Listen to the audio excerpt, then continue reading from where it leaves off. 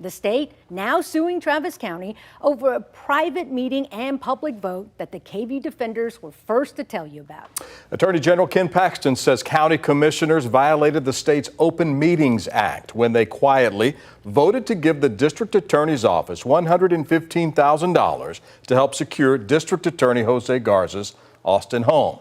KVUE senior reporter Tony Pleheski is with us this afternoon. Tony broke this story a few weeks ago. So, Tony, walk us through this now. What can you tell us about the cost, obviously over $100,000, and what county commissioners and county leaders have to say about this? So let's rewind the tape and lay the foundation for how we got here today.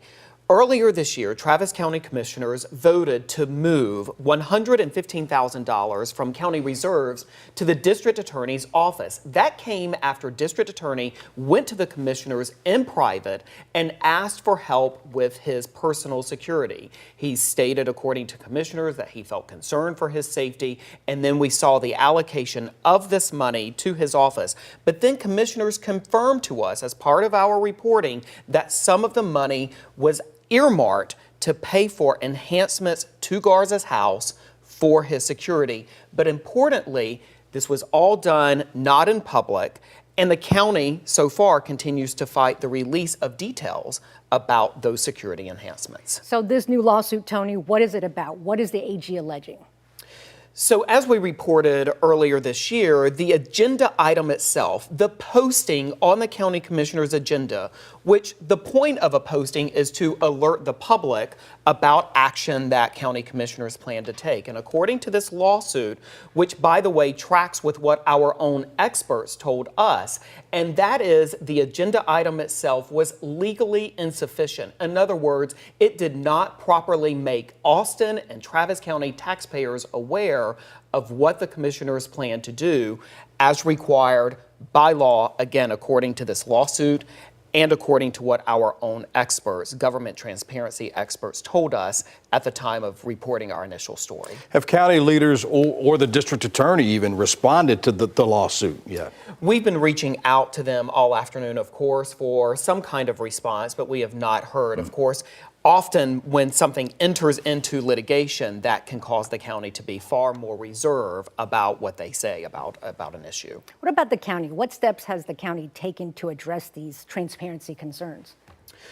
We reported about a week and a half ago that the county has actually now begun the process of establishing a new kind of mini law enforcement office in which they are hiring about 5 law enforcement officers who will develop uniform protocols about how they evaluate threats, how they evaluate concerning communication that officials may get.